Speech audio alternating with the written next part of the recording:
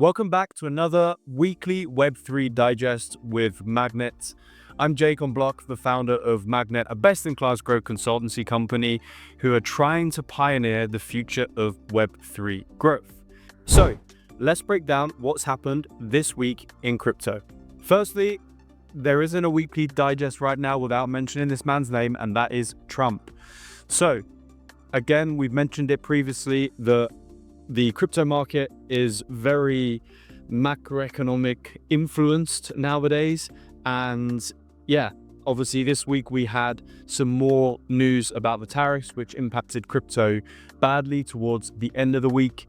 And therefore, we're trying to edge closer to this kind of liberation day where all of this tariff talk ends, decisions are made, it is what it is. The market can price in tariffs as they're set out and we can move forward. So that's the first thing to talk about in this week's digest. Next up, we have some news about exchanges.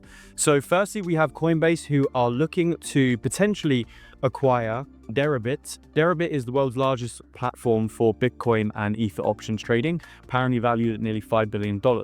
So that could be a really big move for Coinbase, who are trying to stay ahead of the curve and grab as much of that exchange market as possible. Secondly, on the exchange topic, we have Kraken, who are planning their IPO. And they're looking to raise potentially up to $1 billion in debt equity funding by the IPO, which is forecast for 2026. And thirdly, on the exchange side this week, we have eToro.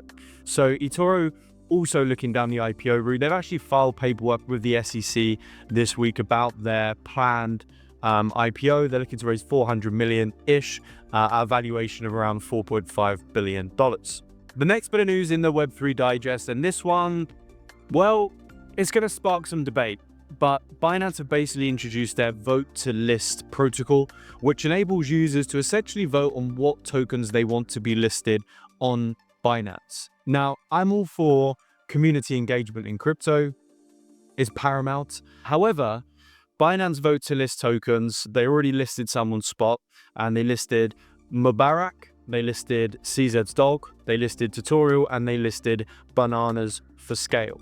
Now, these are all extreme degen plays. We know that in crypto, the degen communities are the strongest, and therefore projects that might actually deserve to be on Binance based on years of hard building might not actually benefit from vote to list based on what we've already seen.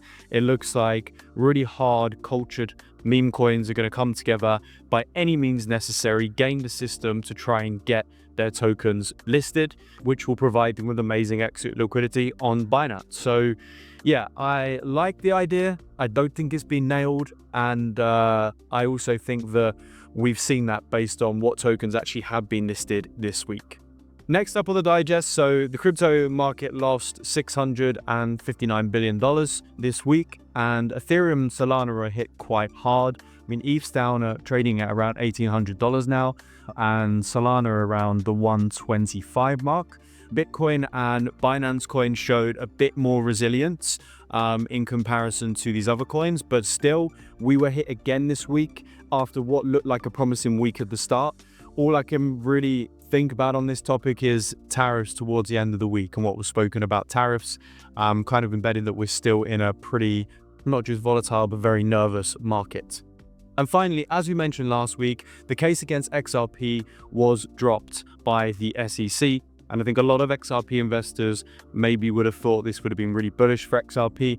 I thought, to be honest, it was probably already priced in. XRP had already moved quite a lot in the last few months against the grain of the market, and XRP is an inflationary token. They're unlocking 1 billion XRP tokens every single month, and the supply is around 58 billion now. What's next for XRP? Yes, they've had a couple of big wins. The token performance has been pretty decent based on market conditions, but I guess some people are a little bit disappointed that they didn't get that extra boost based on this news. Anyway, that is all for this week's weekly Web3 Digest by Magnet. I hope you found some value in here. I hope it kept you in the loop with everything that's going on in crypto. That's the purpose of these digests. And as always, if you want to know more about Web3 growth, the future of Web3 growth, then check out growwithmag.net and you'll learn more about us there. Have a great week, and let's hope it's a bullish one.